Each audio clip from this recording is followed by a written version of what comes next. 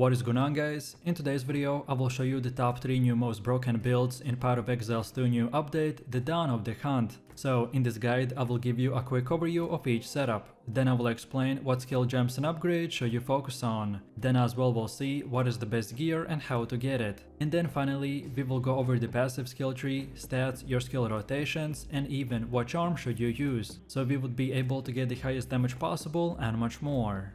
And before we continue, thanks to the Time Saver. They are a pro website that provides POE 2 services like cheap currency, custom builds, boosting and top quality items, orbs and much more. They also have a lot of comments on Trustpilot and this website is really worth a try. So make sure to check them out by using my link in the description.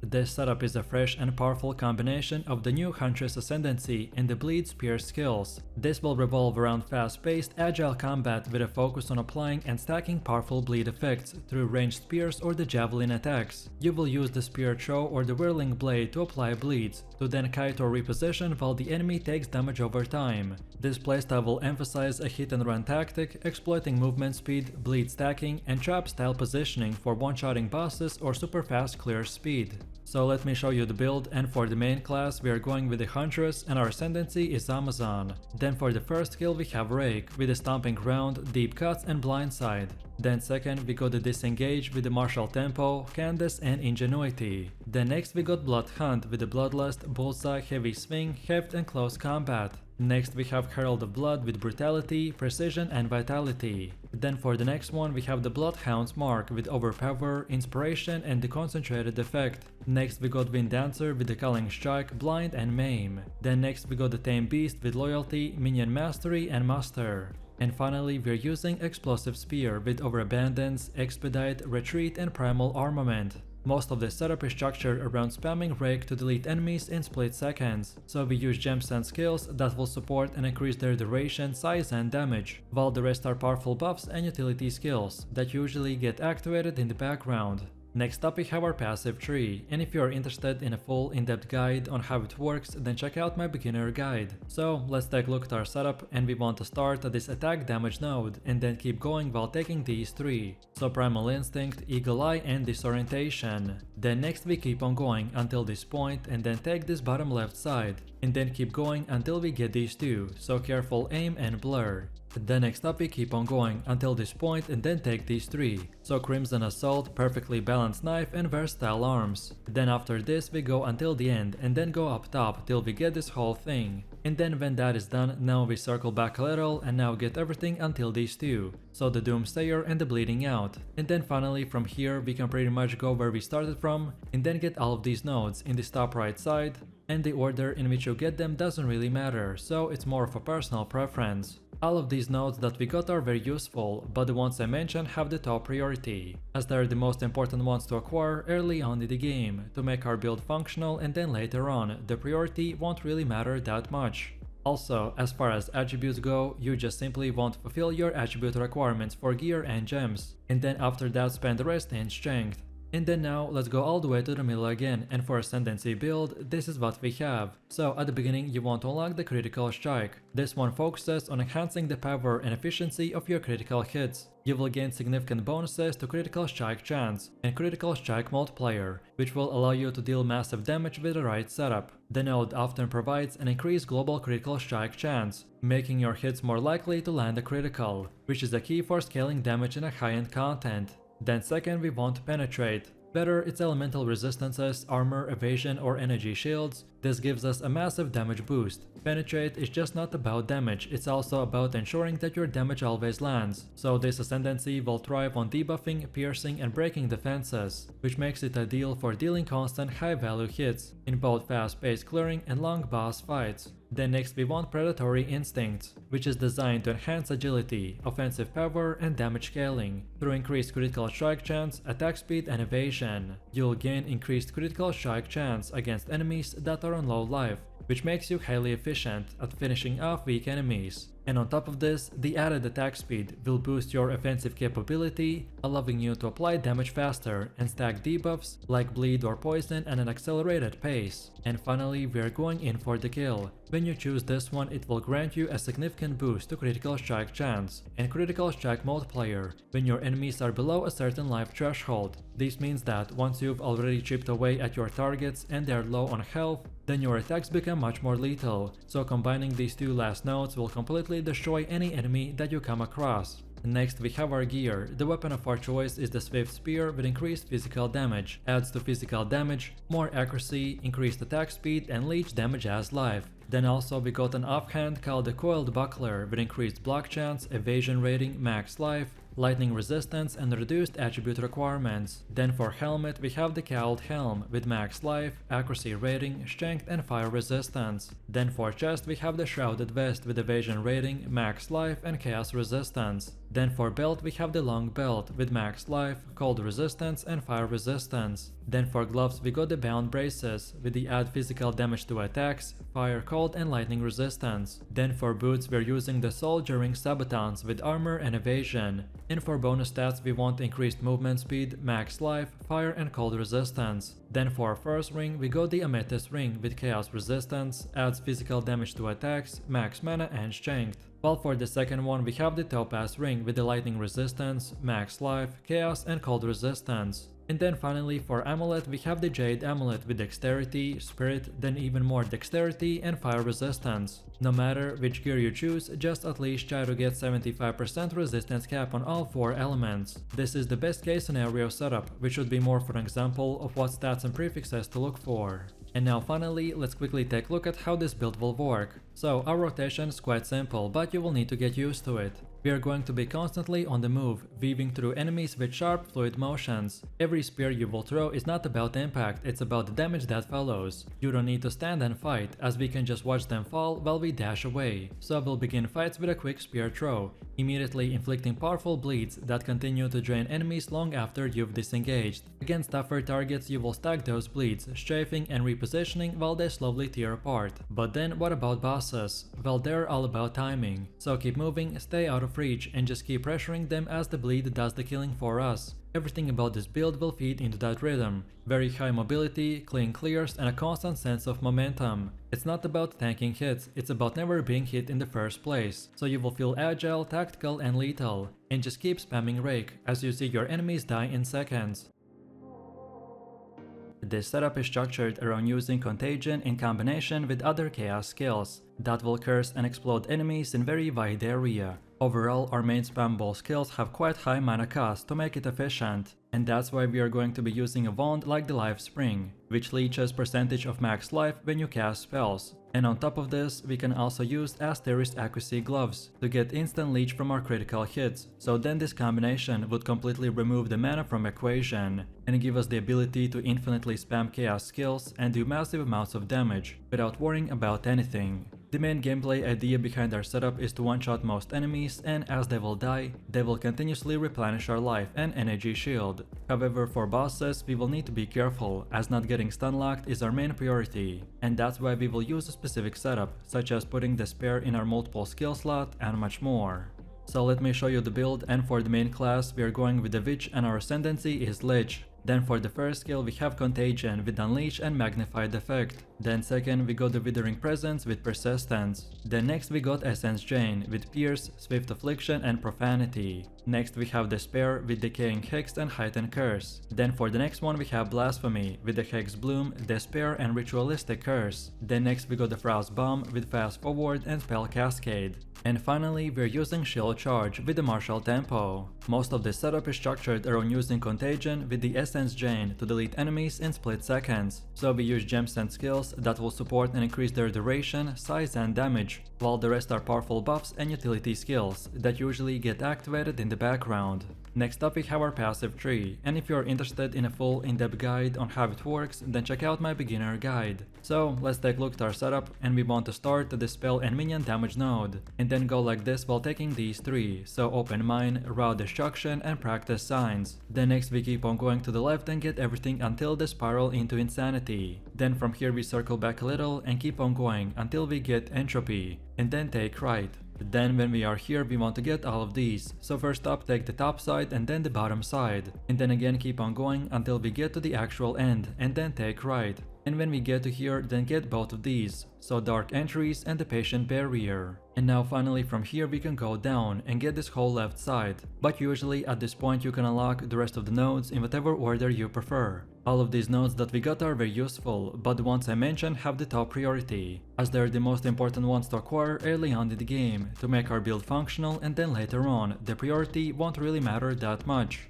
Also, as far as attributes go, you just simply won't fulfill your attribute requirements for gear and gems, and then after that spend the rest in intelligence. And then now let's go all the way to the middle again, and for Ascendancy build, this is what we have. So at the beginning you want to unlock the Soulless form. This offers substantial benefits. It will require careful balancing of life and energy shield values, and investing in energy shield is crucial, as it serves as a buffer that prevents life loss. However, if your energy shield is depleted, the bypass damage will affect your life, which makes it essential to manage both resources effectively. Then second, we want the Eternal Life. When we combine this with the Soulless form, it will provide a robust defensive layer, by ensuring that your life remains unchanged as long as you have energy shield remaining. You will be able to take damage without compromising your life. Then third, we want the Necromantic Condient. To effectively utilize this node, we need to invest into mana regeneration and max mana, and this will ensure that mana drain does not hinder our overall performance. If done properly, this setup can significantly increase our damage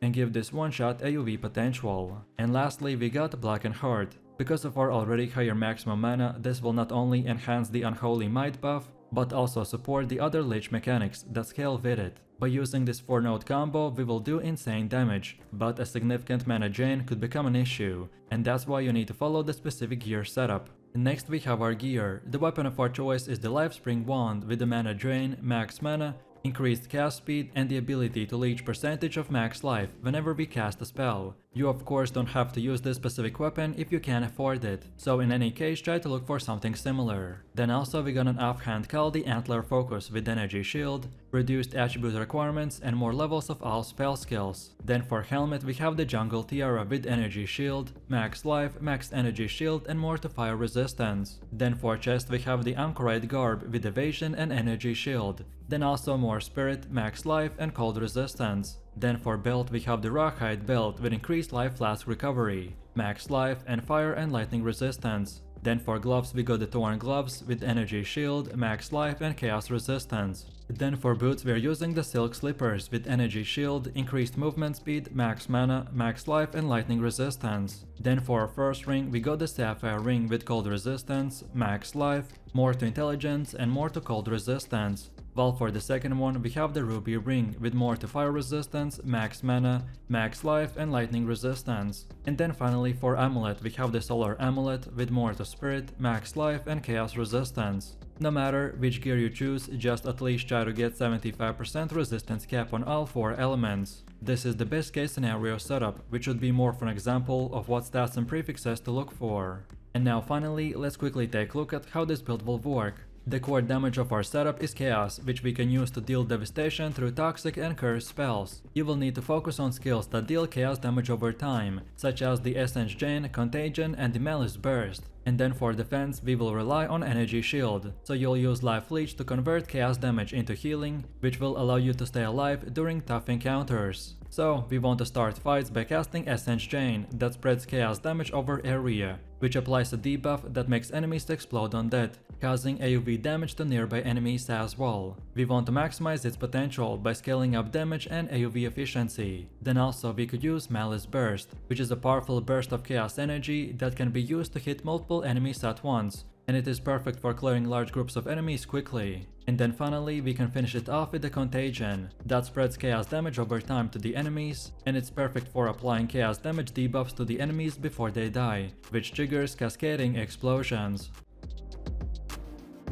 So this is an endgame build that utilizes the power of the attribute stacking to increase its performance. Our main goal is to stack as much strength, dexterity, and intelligence as possible, to then scale it with our unique items such as the Pillar of the God and the Hand of Wisdom and the Action. One of the best things about our setup is that all it needs to function at the start is the Pillar of the Caged God, which is pretty affordable on a budget, but then later on we can scale it incredibly high with each unique item and massive power upgrades and much more. Our main playstyle will revolve around using the Tempest Flurry in the combination with the Charged Staff that can hit multiple times and create lightning shockwaves. If you want to zoom through the maps insanely fast while destroying anything and everyone that crosses your path, then this is the one for you. So let me show you the build, and for the main class, I have chosen to go with the mercenary, and our ascendancy is the gambling legionnaire. Then for the first skill, we have the Tempest Flurry with the support gems such as the Martial Tempo, Inspiration, Glaciation and the Ice Bite. Then second, we get the Charge Staff with the Primal Armament, Lightning Infusion, Overcharge and the Concentrated Effect. Then next we got the Tempest Belt with the Concentrated Effect, Overabundance, Elemental Focus and the Close Combat.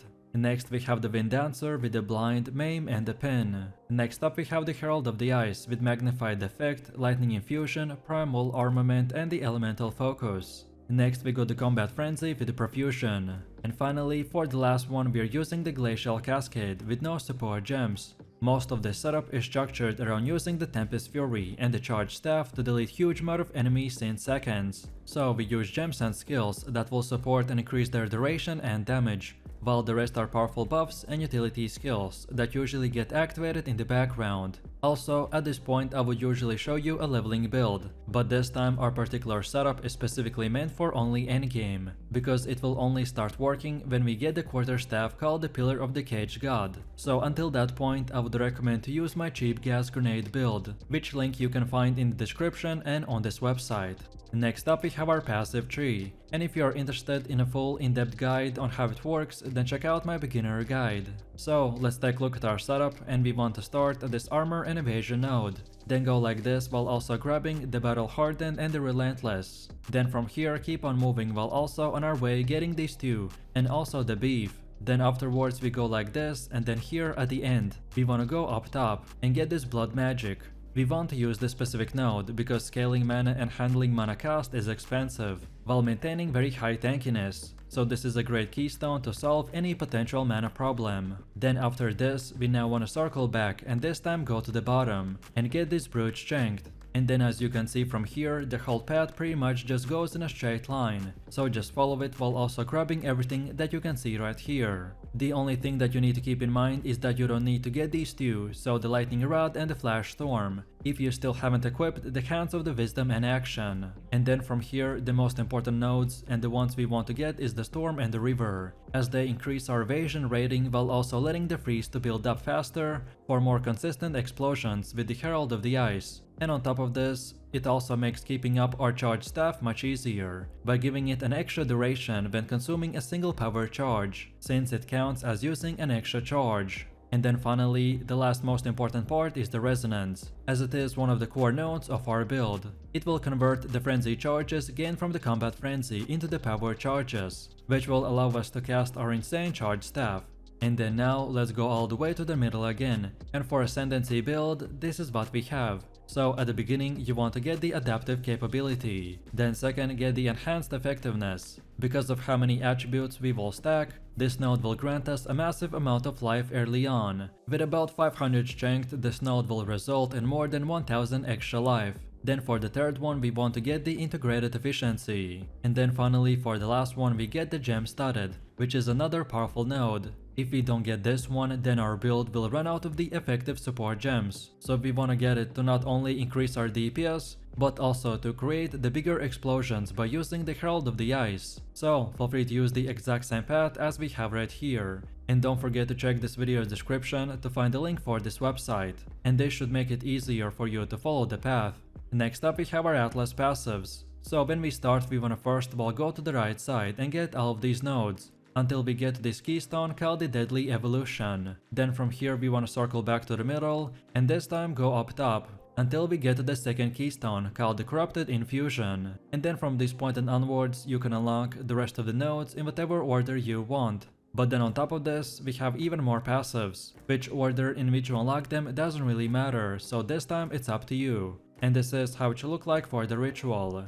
Then next we have Delirium, then third we have the bosses, and then on top of that we have the pinnacle bosses. Then next we also have our expedition setup, and then finally our breach setup. Then next we have our gear. The weapon of our choice is the Pillar of the Cage God. This is relatively cheap and common item, however in the early game we want to use the Glacial Rune or the Storm Rune to increase its flat damage output even more. On top of this, if you get lucky enough, then you can also find this quarterstaff with 3 sockets.